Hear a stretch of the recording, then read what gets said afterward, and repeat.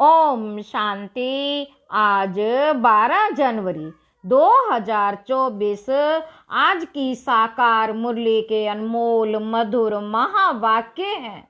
बाबा कहते, मीठे मीठे बच्चे, अपने को आत्मा समझ, आत्मा भाई से बात करो, ऐसी दृष्टि पक्की करो तो भूत प्रवेश नहीं करेंगे।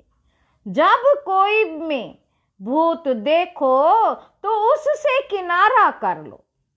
आज की मुरली का प्रश्न है, बाप का बनने के बाद भी आस्तिक और नास्तिक बच्चे हैं, वह कैसे?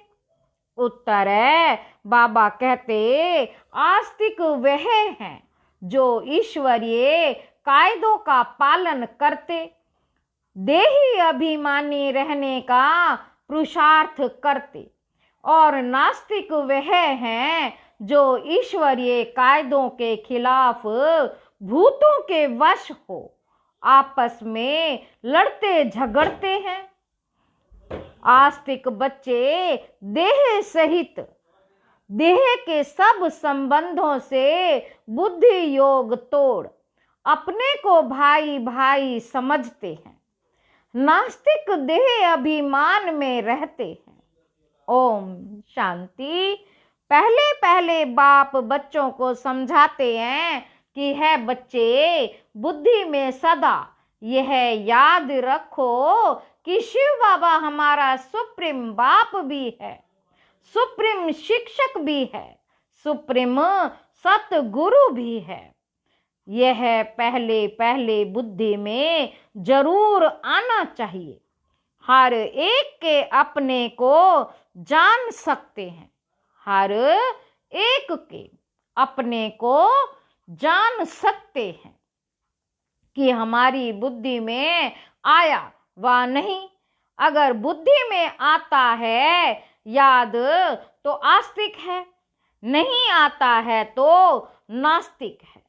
स्टूडेंट की बुद्धि में फट से आना चाहिए कि टीचर आया है, घर में रहते हैं, तो वह भूल जाता है। उस रुहाब से बहुत कोई मुश्किल समझते हैं कि हमारा सुप्रीम बाबा आया हुआ है, वह टीचर भी है और वापस ले जाने वाला सतगुरु भी है। याद आने से खुशी का पारा चढ़ेगा, नहीं तो अपने ही दुख दर्द दुनिया की छीछी बातों में भिन्न भिन्न ख्यालात में बैठे रहते हैं। दूसरी बात, बहुत करके बच्चों से पूछते हैं कि विनाश में बाकी कितना समय है, विनाश में बाकी कितना समय है। बोलो, यह पूछने की बात ही नहीं। पहले तो यह हमको किसने समझाया है, उनको जानो। बाबा कहते, पहले तो ये हमको किसने समझाया है, उनको जानो। पहले बाप का परिचय दो, आदत पड़ी हुई होगी तो समझाएंगे, नहीं तो भूल जाएंगे। बाप कितना कहते हैं, अपने को आत्मा समझो, दूसरे को आत्मा की दृष्टि से देखो, परंतु वह दृष्टि नहीं ठहरती।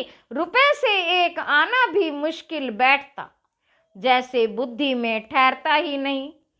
यह कोई बाप श्राप नहीं देते, यह तो बाप समझाते हैं ज्ञान बहुत ऊंचा है। राजाई स्थापन होती है, रंक से लेकर राव बनते हैं। राव थोड़े बनते हैं, बाकी रंक नंबर वार होते हैं। लास्ट नंबर वाले की बुद्धि में कभी कोई बात बैठ ना सके।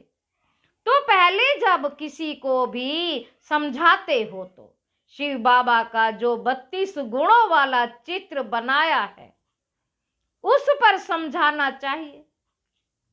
उसमें भी लिखा हुआ है supreme father, supreme teacher, supreme सतगुरु।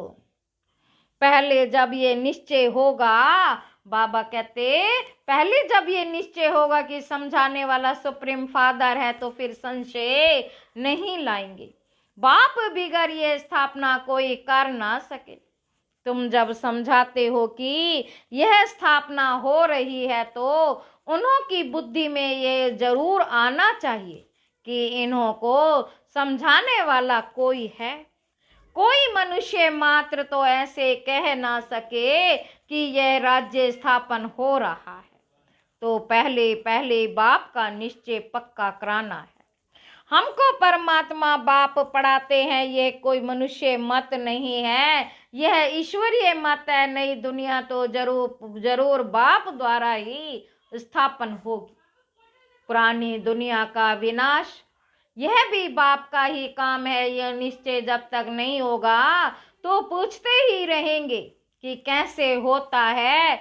इसलिए पहले पहले तो श्रीमत की बात बुद्धि में बिठानी पड़े, तब आगे समझ सके। नहीं तो मनुष्य मत समझ लेते हैं। हर एक मनुष्य की मत आत्मा, हर एक मनुष्य की मत अलग है। मनुष्य के मत एक हो ना हो सके, इस समय तुमको मत देने वाला एक ही है। बाबा कहते उनकी श्रीमत पर कायदे से चलना वह भी बड़ा मुश्किल है। बाप कहते हैं देही अभिमानी बनो। ऐसा समझो कि हम भाई भाई से बात करते हैं तो फिर लड़ना झगड़ना कभी हो ना सके। देह अभिमान में आया समझो नास्तिक। देही अभिमानी नहीं है तो वह नास्तिक है। देही अभिमानी बने तो समझो आस्तिक है। देह अभिमान बहुत नुकसान कारक है। जरा भी लड़ते झगड़ते हैं तो समझो नास्तिक है। बाप को जानते ही नहीं, क्रोध का भूत है तो नास्तिक ठहरा। बाप के बच्चों में भूत कहाँ से आया? बाबा कहते बाप के बच्चों में भूत कहाँ से आया? वह आस्तिक नहीं ठहरा। भल कितना भी कहे हमारा बाप में प्यार है, परंतु ईश्वरीय कायदे के खिलाफ बात करते तो उन्हें रावण संप्रदाय का समझना चाहिए। देह अभिमान में है। कोई में भूत देखो व दृष्टि खराब देखो तो हट जाना चाहिए। भूत के आगे खड़ा रहने से भूत की प्रवेशता हो जाएगी। भूत भूत में लड़ पड़ते हैं। भूत आए तो पूरा नास्तिक है। देवताएं तो सर्व गुण संपन्न होते हैं। वह गुण नहीं है तो नास्तिक है। नास्तिक वर्षा थोड़े ही लेंगे। जरा भी खामी नहीं होनी चाहिए, नहीं तो बहुत सजा खाकर प्रजा में जाना पड़ेगा। भूत से दूर रहना चाहिए। भूत का सामना किया तो भूत आ जाएगा। भूत से कभी सामना नहीं किया जाता, उनसे जास्ती बात भी नहीं करनी चाहिए। बाप कहते हैं यह है भूतों की दुनिया। भूत जब तक निकले नहीं हैं तो सजाएं भी खानी पड़ेंगी, पद भी पा नहीं सकेंगे। लड़ाई तो एक ही है। कोई राव बन जाते हैं, कोई रंक बन जाते हैं। बाबा कहते राव की दुनिया थी, अभी रंकों की दुनिया है। सब में भूत है। भूत निकालने का पूरा पुरुषार्थ करना चाहिए। बाबा मुरली में बहुत समझाते हैं। किस्म किस्म के स्वभाव होते हैं, बात मत पूछो। तो प्रदर्शनी आदि में पहले पहले बाप का परिचय देना है। बाप कितना लवली है, वह हमको ऐसा देवता बनाते हैं। गायन भी है, मनुष्य से देवता किए देवताएं थे। सतगुरु में तो जरूर उससे पहले कलयुग था। यह सृष्टि चक्र का ज्ञान भी तुम बच्चों की बुद्धि में अब है। बाबा कहते वहां ये ज्ञान इन देवताओं में नहीं रहेगा। अब तुम नॉलेजफुल बनते हो, फिर पद मिल गया तो नॉलेज की दरकार ही नहीं। यह है बेहद का बाप, जिससे 21 पीढ़ी तुमको वर्षा का स्वर्ग का वर्षा मिलता है। तो ऐसे बाप को कितना याद करना चाहिए। बाबा सदैव समझाते हैं, हमेशा समझो कि शिव बाबा हमको समझा रहे हैं। शिव बाबा इस रथ द्वारा हमको पढ़ा रहे हैं। वह हमारा बाप, टीचर, गुरु है। यह है बेहद की पढ़ाई, तुम समझते हो। पहले हम तुच्छ बुद्धि थे, इस कॉलेज का कोई को जरा भी पता नहीं है, इसलिए समझाने के समय अच्छी तरह से घोट घोट कर समझाओ। बाबा कहते समझाने के समय अच्छी तरह से घोट घोट कर समझाओ। श्री कृष्ण की तो बात ही नहीं। बाप ने समझाया है, श्री कृष्ण का कोई चरित्र है ही नहीं सिवाय शिव बाबा के। ब्रह्मा, विष्णु, शंकर के भी चरित्र हो ना सके। चरित्र है ही एक का, जो मनुष्य से देवता बनाते, विश्व को हेवन बनाते। तुम इस बाप की श्रीमत पर चलते हो, बाप के मददगार हो। बाप नहीं होता तो तुम कुछ भी कर नहीं सकते। तुम अभी व्यर्थ नॉट ए पेनी से बर्थ पाउंड बन रहे हो। अब नंबरवार पुरुषार्थ अनुसार तुम सब जान गए हो, तो पहले पहले है बाप का परिचय।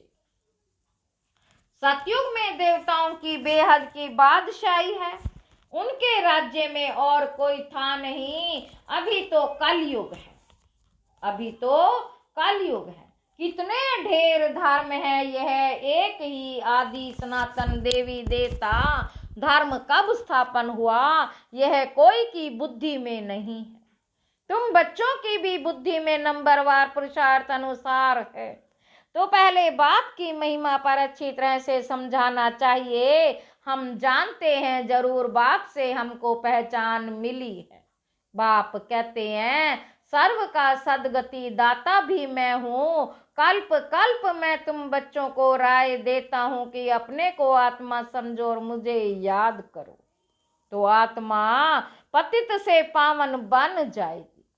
आत्म अभिमानी भव, दूसरे को भी आत्मा समझने से तुम्हारी क्रिमिनल आई नहीं होगी। आत्मा ही शरीर द्वारा कर्म करती है। हम आत्मा है, ये आत्मा है, ये पक्का करना है। तुम जानते हो पहले पहले हम 100% पावन थे, फिर पतित बने। आत्मा ही बुलाती है कि बाबा आओ। आत्मा का अभिमान पक्का रहना चाहिए और संबंध सब भूल जाने चाहिए। हम आत्मा स्वीट होम में रहने वाली हैं, यहाँ पाठ बजाने आए हैं, ये भी तुम बच्चे ही समझते हो। तुम्हारे में भी नंबरवार है, जिनको याद रहती है भगवान पढ़ाते हैं, कितनी खुशी रहनी चाहिए। भगवान हमारा बाप भी है, टीचर भी है, गुरु भी है, सतगुरु भी है। तुम कहेंगे हम उनके सिवाय और कोई को याद नहीं करते। बाप कहते हैं देह सहित देह के सभी संबंध तोड़ मामे कम याद करो। बाबा कहते तुम सब ब्रदर्स हो, कोई मानते हैं कोई नहीं मानते, तो समझो नास्तिक है। हम शिव बाबा के बच्चे हैं तो पावन होने चाहिए। बाप को बुलाते ही हैं, बाबा आकर हमको पावन विश्व का मालिक बनाओ। सतयुग में तो पावन होने की बात ही नहीं है। पहले तो यह समझो कि यह शिव बाबा है, इनसे नई दुनिया स्थापन होती है। अगर पूछे कि विनाश कब होगा तो बोलो पहले अल्फ को समझो। अल्फ को नहीं समझा तो पीछे की बात बुद्धि में कैसे आएगी। हम सत्य बाप के बच्चे सत्य बोलते हैं, हम कोई मनुष्य के बच्चे नहीं हैं। हम शिव बाबा के बच्चे हैं। भगवानोवाज भगवान उनको कहा जाता है जो सभी ब्रदर्स का बाप है। मनुष्य अपने को भगवान कहला ना सके, भगवान तो निराकार है, वह बाप टीचर सतगुरु है। कोई मनुष्य बाप टीचर सतगुरु हो ना सके। कोई भी मनुष्य किसी की सदगति कर नहीं सकते, भगवान हो ना सके। बाबा कहते पतित पावन, बाबा है पतित पावन। पतित बनाता है रावण, बाकी ये सब है भक्ति के गुरु। यह भी तुम समझते हो, जहाँ आते हैं वहाँ आस्तिक तो बनते हैं। बेहद के बाप पास आकर निश्चय करते हैं, बाप के पास आकर निश्चय करते हैं कि बाप टीचर सतगुरु बाप है। बाप टीचर सतगुरु बाप है। बेहद के बाप पास आकर निश्चय कर, जब कंप्लीट देवी गुण आ जाएंगे तो लड़ाई भी लगेगी। समय अनुसार तुम खुद समझेंगे कि अब कर्मातीत बने हैं।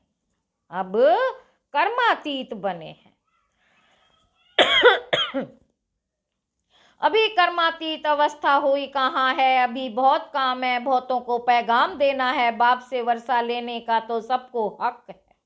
अब तो लड़ाई जोर से होगी, फिर ये हॉस्पिटल डॉक्टर आदि कुछ नहीं रहेंगे। बाप बच्चों को सम्मुख समझा रहे हैं कि तुम आत्माएं 84 जन्म शरीर धारण कर अपना पार्ट बजाती हो। किसी के 70-80 जन्म भी होंगे, अभी जाना तो सबको है, विनाश होना ही है। ए पवित्र आत्मा जा ना सके, पावन होने लिए बाप को जरूर याद करना है। मेहनत है 21 जन्मों के लिए स्वर्गवासी बनना है। कोई कम बात है क्या, मनुष्य तो कह देते फलाना स्वर्गवासी हुआ। अरे स्वर्ग है कहाँ, कुछ भी समझते नहीं। तुम बच्चों को बड़ी खुशी रहनी चाहिए कि भगवान हमको पढ़ाते हैं, विश्व का मालिक बनाते हैं। खुशी एक होती है, स्थायी दूसरी होती है। अल्पकाल की पढ़ाई पढ़ाएंगे नहीं तो खुशी क्या होगी। आसुरी गुणों को भगाना है। बाप कितना समझाते हैं, कर्म भोग कितना है। जब तक कर्म भोग है तो यह निशानी है, अभी तक कर्मातीत अवस्था हुई नहीं। अभी मेहनत करनी है, कोई भी माया के तूफान ना आए। बच्चों को यह निश्चय है कि बाप ने हमको अनेक बार मनुष्य से देवता बनाया है। यह बुद्धि में आए तो भी ओहो सौभाग्य, यह बेहद का बड़ा स्कूल है, वह होता है हद का छोटा। बाप को तो बहुत तरस पड़ता है, कैसे समझाऊं। कोई से तो अब कहाँ तक भूत निकलते नहीं, कोई से तो अब तक भी भूत निकले नहीं हैं। दिल पर चढ़ने बदले गिर पड़ते हैं। कई बच्चियां तो तैयार हो रही हैं अनेकों का कल्याण करने के लिए। अच्छा, मीठे मीठे सिक्की लदे बच्चों प्रति माता पिता बाप दादा का याद प्यार और गुड मॉर्निंग। रूहानी बाप की रूहानी बच्चों को नमस्ते। हम रूहानी बच्चों की रूहानी बाप दादा को याद प्यार और गुड मॉर्निंग। नमस्ते बाबा, नमस्ते, शुक्रिया बाबा, शुक्रिया। धारणा के लिए मुख्य सार पहला पॉइंट है, कोई भी बात ईश्वरीय कायदे के खिलाफ नहीं करनी है। किसी में भी अगर भूत की प्रवेशता है या दृष्टि खराब है तो उसके सामने से हट जाना है, उनसे जास्ती बात नहीं करनी है। दूसरा पॉइंट है, स्थायी खुशी में रहने के लिए पढ़ाई पर पूरा ध्यान देना है। आसुरी गुणों को निकाल देवी गुण धारण कर आस्तिक बनना है। वरदान है, निश्चय और नशे के आधार से हर परिस्थिति पर विजय प्राप्त करने वाले सिद्धि स्वरूप भव। योग द्वारा अब ऐसी सिद्धि प्राप्त करो जो है प्राप्ति भी प्राप्ति का अनुभव कराए। निश्चय और नशा हर परिस्थिति में विजयी बना देता है। आगे चलकर ऐसे पेपर भी आएंगे जो सूखी रोटी भी खानी पड़ेगी, लेकिन निश्चय नशा और योग की सिद्धि की शक्ति सूखी रोटी को भी नर्म बना देगी, परेशान नहीं करेगी। आप सिद्धि स्वरूप की शान में रहो तो कोई भी परेशान नहीं कर सकता। कोई भी साधन है तो आराम से यूज करो, लेकिन समय पर धोखा ना दे, यह चेक करो। स्लोगन है, निमित्त बन यथार्थ पाठ बजाओ तो सर्व के सहयोग की मदद मिलती रहेगी। अच्छा, ओम शांति। व्यक्त साइलेंस द्वारा डबल लाइट फरिश्ता स्थिति का अनुभव करो। किसी भी कार्य में नवीनता की इन्वेंशन के लिए एकाग्रता की आवश्यकता होती है। चाहे लौकिक दुनिया की इन्वेंशन हो, चाहे आध्यात्मिक इन्वेंशन हो। एकाग्रता अर्थात एक ही संकल्प में टिक जाना, एक ही लगन में मगन हो जाना, अपनी शांत स्वरूप स्थिति में सिद्ध हो जाना।